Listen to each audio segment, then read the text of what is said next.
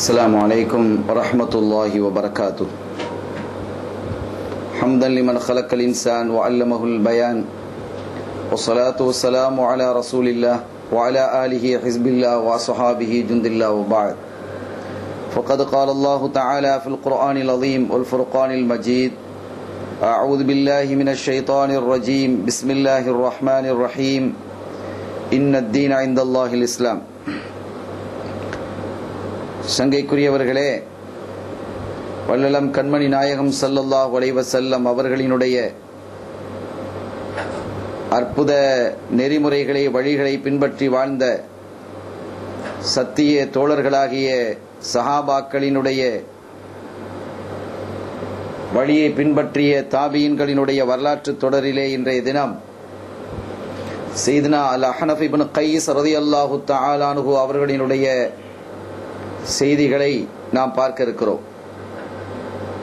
பனு Tamim கோத்திரத்தை சார்ந்த இவர்கள் அந்த கோத்திரத்துக்கு தலைமையேற்றதே ஒரு அற்புதமான நிகழ்வு.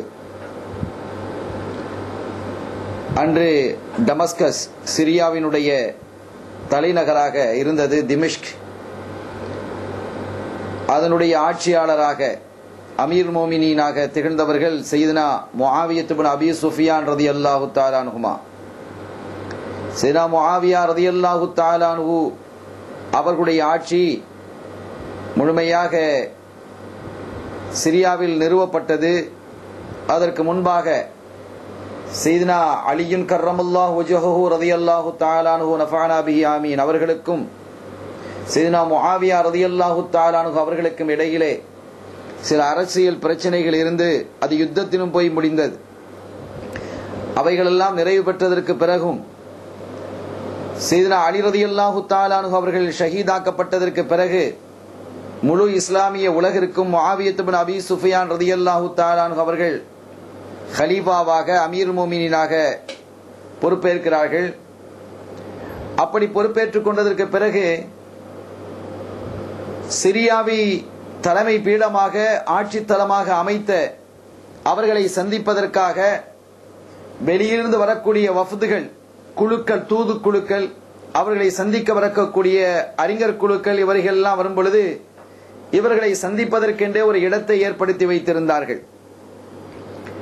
அப்படி இடத்தை ஏற்படுத்தி வைத்திருந்த அவர்கள் சந்திக்க வரக்கூடியவர்களினுடைய நிலையை, தகுதியை அறிந்து அவர்களுக்கான முக்கியத்துவத்தை கொடுப்பார்கள். இதில் ஏற்றத்தாழ்வு என்பது இல்லை. சஹாபிகள் என்று இருக்குமேயானால் அவர்களுக்கு மிகுந்த முக்கியத்துவம் கொடுப்பார்கள். அவர்களோடு நீண்ட நேரம் அமர்ந்து உரையாடுவார்கள். அவர்களிடமிருந்து கண்மணி ஸல்லல்லாஹு அலைஹி வஸல்லம் அவர்களுடைய வாய் மொழிகளை, நடைமுறைகளை அவர்கள் அறிந்து கொள்வார்கள், கற்றுக்கொள்வார்கள். இதற்காகவே அவர்களிடத்திலே நீண்ட நேரம் அமர்ந்திருப்பார்கள். இப்படி தாபீன்களாக வந்தால் அவர்களுக்கு தகுந்தவாறு நேரத்தை ஒதுக்கி அவர்களோடு பேசுவார்கள். இந்த அடிப்படையில் இந்த இடத்தில், இந்த பேசுவதற்காக என்று ஏற்படுத்தப்பட்ட இடத்திலே ஒரு திரை இருக்கிறது. அந்த திரைக்கு பின்னால் மறைமுகமாக உம்முல் ஹக்கம் பின்த் அபூ சுஃபியான், அபீ சுஃபியானுடைய மகளார் உம்முல் ஹக்கம், அதாவது முஆவியா ரலியல்லாஹு தஆலா அன்ஹு அவர்களுடைய சகோதரி, அவங்க வந்து உட்கார்ந்து அமர்ந்துக்கிடுவாங்க. ஏனெனில் கண்மணி நாயகம் ஸல்லல்லாஹு அலைஹி வஸல்லம் அவர்களுடைய ஹதீதுகளையும் தன்னுடைய சகோதரனுடைய அந்த தளத்திலே சொல்லப்படக்கூடிய ஆச்சரியமான, அதிசயமான பல அக்பார்கள், பல செய்திகளையும் அறிந்து கொள்ள வேண்டும் என்ற ஆவல் அவர்களுக்கு நிறையவே இருந்தது. எனவே இத்தகைய அறிஞர் குழுக்கள் வரும் பொழுதெல்லாம் அவர்களும் வந்து அமர்ந்து அந்த திரைக்கு பின்னால், அவங்க அமர்ந்திருக்கிறது யாருக்கும் தெரியாது, ரகசியமாக உட்கார்ந்து அந்த அறிவுகளை பெறக்கூடியவர்களாக அந்த உம்முல் ஹக்கம் என்று சொல்லக்கூடிய அந்த பெண்மணி இருந்து வந்தார்கள். இப்படி இருக்கும் பொழுது ஒரு நாள் ஒரு முக்கியமான தாபி வந்திருக்கிறார்கள் என்ற தகவல் கிடைத்ததும் அவர்களுக்கான நேரம் ஒதுக்கப்பட்டு சையதுனா முஆவியா ரலியல்லாஹு தஆலா அவர்களும் அமர்ந்திருக்கிறார்கள். அவர் வந்து அமர்ந்திருப்பது உணர முடிகிறது இந்த பெண்மணியினால். இருவருக்கும் இடையிலே பேச்சுவார்த்தை நடைபெறுகிறது. அதனால் அது ஆரோக்கியமாக இருக்கவில்லை. சையதுனா முஆவியா ரலியல்லாஹு தஆலா அவர்கள் சொல்லுகிறார்கள், நீங்க சிஃபீன் யுத்தத்திலே, நீங்கள் சிஃபீன் யுத்தம், சையதுனா அலியும் கர்ரமல்லாஹு வஜ்ஹஹு ரலியல்லாஹு தஆலா அவர்களுக்கும் முஆவியா ரலியல்லாஹு தஆலா அவர்களுக்கும் இடையிலே நடந்த ஒரு யுத்தம் அது. அந்த யுத்தத்திலே நீங்கள் அலி ரலியல்லாஹு தஆலா அவர்களுக்கு பக்கத்தில் அல்லவா நீங்கள் நின்றீர்கள், இன்று வேகமாக அல்லவா நீங்கள் போரிட்டீர்கள். அன்றைய தினம் அவர்களுக்கு பக்கத்திலேயே உங்களை நான் பார்த்த போது அதிலிருந்து என்னுடைய கல்விலே உங்களை பற்றி உயர்வான எண்ணம் இல்லை. உங்களை பற்றி ஒரு சங்கடமான நிலை என்னுடைய கல்விலே இருந்து கொண்டிருக்கிறது என்று முஆவியா ரலியல்லாஹு தஆலா அவர்கள் சொன்னார்கள். அப்போது வந்திருக்கக்கூடிய அந்த மனிதர் சொல்கிறார், முஆவியா ரலியல்லாஹு தஆலா அவர்களே, நாங்கள் அந்த பக்கம் நின்றோம் என்று சொன்னால் இந்த பக்கமும் பல பேர் இருந்தார்கள். அப்படி யுத்தம் நடத்த வேண்டிய ஒரு சூழலும் ஒரு நிர்பந்தமும் தேவையில்லாமல் ஏற்பட்டு போய்விட்டது. ஆனால் நடந்தது. அதே சமயம் நாங்கள் அங்கே என்ன செய்தோம், இருந்தோம். எப்படி நடந்தோம் என்று சொன்னால் எங்களுடைய கைகளிலே வாழ்க்கை இருந்தது. ஒரே ஆட்சி வர வேண்டும் என்ற உணர்வோடு நாங்கள் போரிட்டோம். நீங்கள் எங்களை நெருங்கி வந்ததின் காரணத்தினால் நாங்களும் என்ன செய்தோம், உங்களை நெருங்கி வந்தோம். நீங்கள் எங்களை நோக்கி தவழ்ந்து வந்தால் நாங்கள் நடந்து வந்தோம். நீங்கள் நடந்து வந்தால் நாங்கள் ஓடிதான் வந்தோம், இல்லை என்று சொல்லவில்லையே.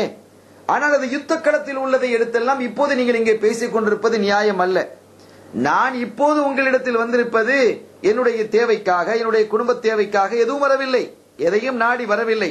எந்த தேவைக்காகவும் நான் உங்களை அணுகவில்லை. மாறாக முஸ்லிம்களினுடைய நிலையை பாதுகாப்பதற்காக இன்றைக்கு நீங்கள் எல்லாருக்கும் கலீஃபாவாக இருக்கிறீர்கள். உங்களை ஆதரித்தவர்களாக இருந்தாலும் சரி, உங்களை ஏற்றுக்கொள்ளாதவர்களாக இருந்தாலும் சரி, எல்லோருக்கும் நீங்கள் கலீஃபா என்ற அடிப்படையிலே உங்களிடத்திலே நாங்கள் சில விஷயங்களை, முஸ்லிம்களுடைய விஷயங்களை உயர்த்துவதற்காக உங்களிடத்திலே கொண்டு நாங்கள் வந்திருக்கிறோம். அந்த அடிப்படையில் தான் நான் வந்திருக்கிறேனே அன்றி வேறு எந்த தேவையும் எனக்கு இல்லை என்பதை பற்றி சொல்ல வேண்டிய விஷயங்களை எல்லாம் சொல்லிவிட்டு அவர்கள் எழுந்து செல்வதற்கு தயாரானார்கள். உம்முல் ஹக்கம் பார்க்கறாங்க, அந்த பொம்பளை என்ன ஒரு பெரிய ஆச்சரியமா இருக்கு, இந்த ஒரு மனிதர் இவ்வளவு காலம் நாம் இந்த திரைக்கு பின்னால் இருந்து எத்தனை நிகழ்வுகளை கேட்டிருக்கிறோம், தன்னுடைய சகோதரரை எதிர்த்து பேசக்கூடிய அளவுக்கு யாரும் இன்று இருந்ததில்லையே, எவ்வளவு பெரிய ஆட்கள் வந்திருக்கிறார்கள், இந்த ஆள் யாரு, இந்த ஆளை எப்படியாவது பார்க்கணுமே என்பதற்காக ஓரத்திலே இருந்து கொண்டு அந்த திரையை லேசாக நீக்கி பார்க்கிறார்கள். நீக்கி பார்த்தால் அவர் எப்படி இருக்கிறார் என்று சொன்னால் என்னால் சீனா முஆவியா ரலியல்லாஹு தஆலா அவர்கள் ஏதாவது ஒரு விளக்கத்தை சொன்னா அதுக்கு ரெண்டு விளக்கம் இவங்க சொல்றாங்க. ஒரு விளக்கத்தை அவங்க சொன்னா அதுக்கு மேல இவங்க ஒரு விளக்கம் சொல்றாங்க. அவங்க ஏதாவது ஒரு கருத்து சொன்னா அதுக்கு மேல ஒரு கருத்தை இவர்கள் சொல்லிக் கொண்டே இருக்கிறார்கள். அதைத்தான் அரபியிலே சொல்வார்கள், யகீலுலஹு சாயினி. அவங்க ஒரு ராத்தல் நிறுத்து போட்டா இவங்க ரெண்டு ராத்தல் நிறுத்து போடுறாங்க. இப்படிப்பட்ட ஒரு அறிவாளியாக இருக்கிறாரே, யார் இவர் என்பதை பார்க்க வேண்டும் என்ற ஆவல் உம்முல் ஹக்கம் அவர்களுக்கு ஏற்பட்டது. திரையை நீக்கி பார்க்கிறாங்க. நீக்கி பார்த்தா குட்டையான ஒரு ஆள். சரி, ஆள் பருமனா இருக்கிறாங்க, அதுவும் இல்ல, ஆள் மெலிஞ்சு போய் இருக்கிறார். குட்டையான ஆளா இருக்கிறாரு. அதே சமயத்தில் மெலிந்து போன ஆளாகவும் இருக்கிறார். வழுக்கை தலை உடையவராகவும் அவர் இருக்கிறார். பற்களும் ஒழுங்காகவில்லை. ஒரு நாடி பகுதியும் கூட கொஞ்சம் என்ன செஞ்சிருக்குது, சரிஞ்சு போய் இருக்கிறது. கண்கள் பார்த்தால் கலங்கி போய் இருக்கிறது. கால்கள் வளைந்து போய் இருக்கிறது. சுபஹானல்லாஹ். வரலாற்று ஆசிரியர்கள் குறிப்பிடும் போது சொல்லுகிறார்கள், உலகத்திலே யாருக்கு என்ன குறை இருக்கிறதோ அந்த குறையெல்லாம் இவங்களுக்கு இருந்தது. துனியால யாருக்கு என்ன குறைகள் இருக்குமோ அந்தந்த குறைகள் ஒரு பகுதி உங்களுக்கு இருந்து, அந்த மாதிரி ஒரு நிலை இருந்தது. பார்த்துட்டு இப்படிப்பட்ட ஒரு மனுஷனா இப்படி பேசுறாரு, எல்லாத்துக்கும் மேல நாவன்மை ரொம்ப அழகா இருக்கு என்பதை எல்லாம் இந்த பெண்மணி நினைச்சுக்கிட்டாங்க.